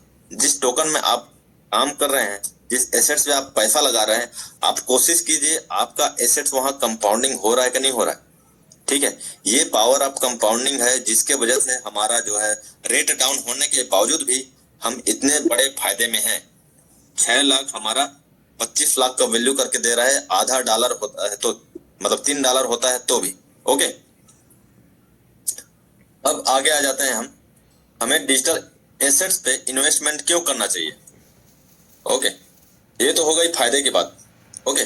अब हम आगे बढ़ते हैं, हमको यहाँ इन्वेस्टमेंट क्यों करना चाहिए, ठीक है। ये सबसे बहुत महत्वपूर्ण बात है, हमको यहाँ इन्वेस्टमेंट क्यों करना चाहिए। हाई ग्रोथ पोटेंशियल होता है पहले तो, है ना। क्रिप्टो मार्केट नया है, इंडस्ट्री नया है, इसलिए इसमें तेजी बढ़ने का संभावना रहता है, ओके। पहले क्या है, इंटरनेट और शेयर मार्केट की ग्रोथ, ठीक है। शेयर मार्केट में लोग पैसा वैसा लगाते थे, है ना, वहां शेयर का जब प्राइस आता था उसके हिसाब से ग्रोथ होता था। बट यहाँ आपका एसेट रातों रात आपको कितना ऊपर ले जाएगा आपको खुद पता नहीं चलेगा, समझ रहे हो। कोई एग्जांपल जैसे बताया था मैंने, बिटकॉइन में अगर 2009-10 में लगाए रहते तो आज के डेट में वो यहाँ नहीं रहते, वो पता है दुबई शिफ्ट हो गया होता, ओके। स्टेकिंग फार्मिंग यील्ड के लिए ये चलता है, ठीक है, उसके जरिए पे चलता है, मतलब कि ब्याज पे ब्याज चलता है, ठीक है। नेक्स्ट जो है स्टेकिंग होता है, फार्मिंग होता है, क्यों। एपीवाई का जैसे मतलब बताया था मैंने, एनुअल परसेंटेज यील्ड, यील्ड का मतलब होता है एक प्रकार का फार्मिंग करना, ओके दोस्तों। फार्मिंग मतलब जैसे एक किसान जो है फार्मिंग करता है ना, फार्मर जो है खेती करता है किसका, धान का, गेहूं का, है ना। एक धान से हजारों धान पैदा कर लेता है ना। उसी तरीके से यहाँ से आप एक टोकन डाल के हजारों टोकन बना सकते हैं, हजारों टोकन क्रिएट कर सकते हैं, हजारों अपना वैल्यू को ग्रोथ कर सकते हैं, ठीक है। तो ब्याज पर ब्याज मिलता है, इसी को कंपाउंडिंग बोलते हैं, ठीक है। नेक्स्ट है ग्लोबल एक्सेस, मतलब कि वर्ल्ड के कोई भी कोने में आप चले जाइए, ठीक है, वर्ल्ड के दुनिया के कोई कोने में चले जाइए आप, ठीक है, आपका पैसा आपके हाथ में रहेगा, वहां से आप इसको ऑपरेट कर सकते हैं बिना बैंक पे, विदाउट बैंक आप इसमें इन्वेस्टमेंट कर सकते हैं, यहाँ से ग्रोथ ले सकते हैं, ओके। आप पूरा मतलब कि दुनिया के कोई कोने में चले जाओ, सर्वाइव कर सकते हैं, ठीक है। तो नेक्स्ट है 24 घंटे मार्केट खुला रहता है, ठीक है, यहाँ कोई टाइम लिमिट नहीं, बोलते हैं ना 24 घंटे में कोई भी टाइम अपना फंड को निकाल सकते हैं, डाई बना सकते हैं, बिल्कुल। आप आधी रात में भी जाओ, बिजनेस को सेव करो, टाइम बन जाएगा 20 सेकंड, ठीक है। मतलब क्रिप्टो मार्केट पे है 24 घंटे खुला रहता है, तो पीछे को 24 घंटे, कहते हैं मल्टीपल इनकम को, को मैं बताया था यहाँ कितने तरीके से हम लोग पैसे कमाते हैं, के जरिए लॉन्ग टर्म ओके होल्डिंग कर सकते हैं, है ना जी। जो बिटकॉइन को आज होल्डिंग किया होगा 2009 जो 6 रुपए डाल के, है ना, 6 रुपए में लिया था, 100 रुपए डाल के जो होल्डिंग किया होगा आज के समय में मल्टीपल इनकम, आप इन्वेस्टमेंट कर दो, लॉन्ग टर्म के छोड़ दो। दूसरा है आपको अगर ट्रेडिंग करना है तो ट्रेडिंग करके भी आप पैसा कमा सकते हो। वॉइस ब्रेक हो रहा है सुरेश सर, सभी लोग बोल रहे हैं, देखिए चैट बॉक्स में। मतलब क्लियर वॉइस नहीं आ रही ब्रेक हो रहा है आपका। थोड़ा देखिए। वर्ड स्लो हो गया है क्या सर? आवाज क्लियर नहीं सर? हेलो। अभी क्लियर है, हल्का हल्का ब्रेक हो रहा है, कंटिन्यू करिए, होगा तो बताऊंगा। ओके ओके, ज्यादा ही ब्रेक होगा तो बताइएगा सर। जी, तो यहाँ क्या है, मल्टीपल इनकम सोर्स का आपको परमिशन मिलता है। ओके, तो पहला आपको इन्वेस्टमेंट के जरिए मैंने बता दिया है ना। आप इन्वेस्टमेंट करके लॉन्ग टर्म के छोड़ के आप अपना फंड को ग्रोथ करा सकते हैं। दूसरा है ट्रेडिंग। ट्रेडिंग करके आप यहाँ से आप पैसा अर्न कर सकते हैं। जैसे आपको आता है खुद को ट्रेडिंग करना, ठीक है, 24 घंटे आपको अपने आप को फोकस रखना पड़ेगा, वहाँ पूरा दिमाग खपाना पड़ेगा, ठीक है। क्योंकि ट्रेडिंग प्लेटफॉर्म मैंने पहले ही बताया था, ये हाई रिस्क प्लेटफॉर्म है, ठीक है। कोई भी टाइम आपका फंड जो है जीरो पे जा सकता है। तो आपके रिस्क, आपके सर्च के हिसाब से आप इसको अप्लाई अपने साथ कर सकते हैं। ओके, नेक्स्ट है स्टेकिंग। स्टेकिंग का मैंने बता ही दिया है ना। एज इट इज हमने जैसे बैंक में एफडी करते हैं, ठीक है, फिक्स डिपॉजिट, सेम उसी तरीके से आप यहाँ स्टेकिंग का यूज करके अपना टोकन को ग्रोथ कर सकते हैं, अपना जो डिजिटल एसेट्स है उसको ग्रोथ कर सकते हैं, ठीक है। उसके बाद नेक्स्ट आ जाता है माइनिंग। माइनिंग भी आप कर सकते हैं। आपके पास अगर ज्यादा संपत्ति है तो आप माइनिंग मशीन बैठाइए, बढ़िया हजारों कंप्यूटर लगाइए, इलेक्ट्रिसिटी वहां सेटअप कीजिए और माइनिंग करके आप यहाँ से अर्न कर सकते हैं। जैसे अभी यूरान कर रहे हैं ना, बिटकॉइन का माइनिंग किया था, जिसके दम पे वो अपना यूएसए पे फायर मार रहा है, समझ रहे हो, गोले दाग रहा है, ठीक है। तो ये है मल्टीपल इनकम सोर्स, ठीक है। और सातवां है इन्फ्लेशन हेज, ठीक है। इन्फ्लेशन हेज मतलब क्या होता है? मुद्रास्फीति से बचाव का साधन, ठीक है। आसान भाषा में इसको समझते हैं कि जब समय के साथ महंगाई बढ़ती है, ओके, तो पैसे की खरीदने की शक्ति कम हो जाती है, ठीक है। तो एग्जांपल जैसे बता रहा हूँ, जैसे आज जिसका रेट 100 रुपया है, ठीक है, जो 100 रुपये में जो सामान मिल रहा है वही सामान आपको 5 साल बाद, है ना, 150-200 रुपये मिलेगा, ठीक है। तो ऐसी स्थिति जो निवेश महंगाई के साथ साथ बढ़ता है तो इन्फ्लेशन हेज के नाम से जाना जाता है। ओके दोस्तों, तो इसके कुछ एग्जांपल है, जैसे आपका गोल्ड हो गया, ठीक है, बिटकॉइन हो गया, शेयर हो गया, ठीक है, रियल एस्टेट हो गया, ये सब क्या है, इन्फ्लेशन हेज में आता है। ओके, अब आगे हम आते हैं, ये अहम मुद्दा है, ठीक है, सबसे बड़ा टॉपिक यही है और अहम मुद्दा है, इसको आप समझिए। अभी जैसे यूरान यूएसए में चल रहा है, ठीक है, वार चल रहा है ना दो कंट्री के बीच में, लेकिन उसको सबको फेस करना पड़ रहा है, ठीक है। हमारे इंडिया को भी फेस करना पड़ रहा है, सारे कंट्री को। भले दो कंट्री आपस में लड़ते हैं लेकिन ना उसमें सारे कंट्री को उसका सामना करना पड़ता है, ठीक है। सपोज एग्जांपल, जैसे अभी जो यूएसए और ईरान के साथ हो रहा है, ओके, सेम वही कंडीशन अगर हमारे भारत देश के साथ हो जाए, यूएसए का, ठीक है, वार स्टार्ट हो जाए, तो यहाँ मैं आप लोगों को पूछना चाहूंगा, क्या आप जा सकते हैं अपना जमीन जायदाद, अपना जो सोना है, जो चांदी पकड़ के रखे हैं घर पे, जो घर बार जो इतने अच्छे महंगे घर बना के रखे हैं, यहाँ तक कि अपनी जॉब, कितने लोग हैं इस समय है कि मैं अपना जॉब को ले जा सकता हूँ अपने साथ, अपने घर बार को ले जा सकता हूँ अपने साथ, मैं जो सोना खरीद के रखा हूँ ले जा सकता हूँ अपने साथ, बताइए। तो हमारे देश में आप गोल्ड पहन के घूम के आ जाइए एक बार राउंड मार्केट में, आपका गला काट के ले जाएंगे गोल्ड पास करके, हाथ में पहने हो हाथ ही गायब हो जाएगा, समझ रहे हो। उस समय तो आपका गैप लेके कहाँ भागेंगे, वहां समय जब वार चलेगा, वार छिड़ेगा, आपको पलायन करना मजबूर हो जाएगा, समझ रहे हो। इस जगह से छोड़ के दूसरे जगह जाना आप मजबूर हो जाएगा, क्योंकि इस जगह फायरिंग हो रहा है, गोले दागे जा रहे हैं। आप जो इतने शिद्दत से कमा के जो घर खड़ा किए हैं, जो जमीन है ना 5 एकड़ 10 एकड़ जो खरीद के रखे, अपना जो फिजिकल संपत्ति एसेट बना के रखे हैं, उसको भी आपको छोड़ के जाना पड़ जाएगा, छोड़ के भागना पड़ जाएगा। आप गवर्नमेंट को नहीं बोल सकते कि सर मेरा जमीन को ले लो, तो बेचारा पूरे कंट्री को सुखाने में लग रहेगा, आपका जमीन काम खरीदेगा, ठीक है, वो बोलेगा बेटा 50 जमीन को छोड़, फिर से ना वॉइस ब्रेक हो रहा है सुरेश सर, थोड़ा उसको ठीक करिए, कैसे करेंगे? आप अपने घर में वाईफाई लगवा लीजिए, सर मीटिंग लेते हैं। जी जी जी बिल्कुल बिल्कुल। ठीक है, आज वाईफाई करवा दीजिएगा। पूरा ब्रेक हो रहा है कैसे?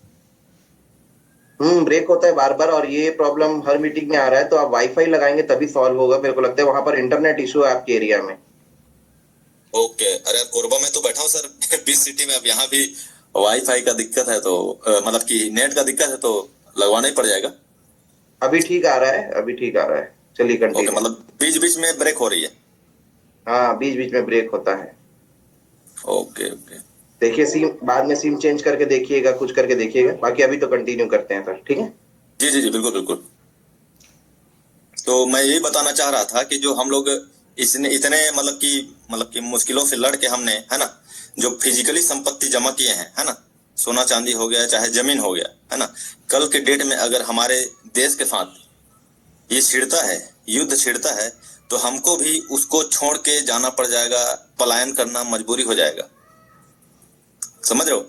लोग अफरा तफरी में अपने जान बचाने के लिए अपने जो कमाई किए हैं, ठीक है, उसको छोड़ के जाना पड़ जाता है। जो फिजिकल संपत्ति है उसको छोड़ के जाना पड़ जाता है। ओके दोस्तों, तो हम अपने साथ क्या ले जा सकते हैं, इसको आप देखिए। जितने भी आपके पास डिजिटल एसेट्स रहेंगे उसको ले जा सकते हैं। डिजिटल एसेट्स मतलब जो भी मैंने बताया, ठीक है, क्रिप्टो करेंसी हो गया, जो भी आपके पास वो करेंसी रहेंगे, ठीक है, चाहे कोई भी फार्म में रहो, यूएसडीटी फार्म में रहो, चाहे डाई फार्म में रहे, चाहे टोकन फार्म में, है ना, जितने भी ऑल कॉइन है, जितने भी ऑल टोकन्स है, ठीक है, और ऑल एनएफटीज। एनएफटीज मतलब नॉन फंजेबल टोकन। ओके, जितने भी आपके पास नॉन फंजेबल टोकन रहेंगे वो सब चीज को आप अपने साथ ले जा सकते हैं, क्योंकि ये सब चीज क्या है, डिजिटली फॉर्म में है। ओके, तो जहां जहां आप जाएंगे वहां वहां इसको ले जा सकते हैं। देश की कोई भी जगह में चले जाइए, आप वहां सरवाइव कर सकते हैं अगर आपके पास डिजिटल एसेट्स है तो। अभी आप सुने हैं RWA, रियल वर्ल्ड एसेट, उसका नाम सुने होंगे ना, जानते भी होंगे। हमारे में भी RWA लागू किया जा रहा है। RWA का मतलब होता है कि जो फिजिकली फॉर्म में है उसको डिजिटली फॉर्म में लाना। ओके, जितने भी हमारे जो गोल्ड है चाहे जमीन है ना, वो फिजिकली फॉर्म में है, उसको डिजिटली फॉर्म में करना, कन्वर्ट करना, उसी को, है ना, टोकनाइज करना, ठीक है, उसी को रियल वर्ल्ड एसेट के नाम से जाना जाता है। ठीक है दोस्तों, तो ये सब इसलिए मैंने आपको बता रहा हूँ, है ना, क्योंकि ये ना तो फिजिकली फॉर्म में है, ओके, ना इसको कोई देख सकता है, ना कोई छू सकता है। अगर आपके पास है तो कोई तीसरा व्यक्ति यहाँ का कोई रोल नहीं है, ठीक है, क्योंकि ये सब चीज क्या है, डिसेंट्रलाइज है, सब आपके नियंत्रण में रहेगा। अगर आपके पास बिटकॉइन है, कल के डेट में यहाँ से आपने छोड़ के भाग गए तो वहां भी आप सरवाइव कर सकते हो, ठीक है। अगर यहाँ से अगर ऐसा कुछ कांड होता है तो भी आपके पास बिटकॉइन है ना भाई, दुनिया के कोई कोने में चले जाओ आप सरवाइव कर सकते हो, ठीक है। लेकिन उसी को आप देखा जाए फिजिकली फॉर्म में आपके पास रहेगा तो 100% आपको यहाँ छोड़ के जाना पड़ेगा अगर अपनी जान बचानी है तो। मेरा कहने का मतलब, ये आज का क्लास लेने का मेरा जो मकसद था यही था, आपको डिजिटली और फिजिकली से रूबरू करवाना। समय के साथ हमको चेंज होना पड़ेगा। अगर समय के साथ हम चेंज नहीं होंगे तो आने वाले समय में हमको बहुत बड़ी दिक्कतों का सामना करना पड़ सकता है। आप ये लिख कर ला लीजिए, ठीक है। कोई बोलता है सर मैं ये नहीं जानता हूँ, मैं ये नहीं, मेरे को ये सब चीज नहीं आता है, तो वो और अपने परिवार के लिए बहुत बड़ी गलतफहमी पाल रहा है। समझ रहे हो? नहीं जान रहा है तो उसको जानना जरूरी है कि डिजिटल एसेट्स हमको क्यों यूज करना चाहिए, ठीक है। अभी की डेट में मैं जितने भी अभी टीम में जो शामिल हैं, है ना, हमारे दोस्त भाई बंधु बहन जो भी हो, सभी को मैं आग्रह करूंगा, ठीक है, कि आप अपना जो एसेट्स है, संपत्ति, उसको दोनों फॉर्म में रखना शुरू कर दीजिए। 50% डिजिटल फॉर्म में रखिए, 50% फिजिकली फॉर्म में रखिए, ठीक है। मतलब उतना ही रखो फिजिकली फॉर्म में जितने से आपका काम हो जाए, बाकी को आप डिजिटली फॉर्म में रखना शुरू कर दीजिए। और हम तो किस्मत वाले हैं कि हम लोग ओरिजिन एलजीनेस में काम कर रहे हैं। यहाँ आपका जो टोकन रहेगा, एसेट रहेगा, वो कंपाउंडिंग हो रहा है भैया। दूसरा एसेट में कंपाउंडिंग नहीं होता है। एग्जाम्पल ले लो, जैसे बिटकॉइन ही आपने रख लिए, ठीक है, तो बिटकॉइन जैसे कल सेल करते जा रहे हो, खाते जा रहे हो, वो तो कंपाउंडिंग नहीं हो रहा है ना, वो तो खत्म हो जाएगा एक दिन बिटकॉइन। लेकिन एलजीनेस खत्म होगा नहीं होगा। आप ब्याज ब्याज को निकालते जाना, मूलधन पड़ा है, कंपाउंडिंग हो रहा है आपका, है ना। एक प्रकार का आपका डिजिटली खेती है। हम जैसे फिजिकली खेती करते हैं ना, धान की, गेहूं की, तो उसी तरीके से ये डिजिटली खेती है, कंपाउंडिंग जो है। ओके, तो टाइम बहुत ज्यादा हो गया है, ठीक है। तो ये रहा मेरा आज का ट्रेनिंग, आज का जो मैंने जो एजुकेशन कलेक्ट किया था, जो है ना, डाटा जो कलेक्ट किया था, जो आपको मैंने देने का कोशिश किया, है ना। इस बीच अगर कोई गलती या छोटा मोटा त्रुटि जो भी हो गई हो, तो छोटा भाई समझ के माफ कर दीजिएगा। अब मैं अपने को होस्ट मिस्टर मानिकपुरी सर को हैंड ओवर करना चाहूंगा। जी, thank you sir, thank you very much. और वाकई में मतलब ये जो आपने चीजें जो दिखाई है, ये आने वाले कल को आपने दिखाई है। और आने वाला कल वाकई में यदि आप डिजिटल एसेट की तरफ नहीं जाएंगे, तो आप देखिए ना, आज आपके पास में कोई लैंड है, ठीक है, मान लीजिए जमीन है, और आपको कुछ मतलब आकस्मिक आपको आवश्यकता पड़ी, तो आप उसको बेचने के लिए आप जाएंगे, तो बेचने में उसको कितना वक्त लगेगा? आप एक बात बताइए मुझे। प्रैक्टिकल चीजों को आज सर ने रखा, और बहुत ही शानदार सेशन, बहुत ही आंख खोलने वाला सेशन था sir. Thank you very much. क्योंकि आप एक तरीके से देखा जाए तो डिसिप्लिन के आप तो मास्टर रहे हैं, और डिसिप्लिन आप लोगों के रग रग में है सर। क्योंकि भाई आर्मी में रहना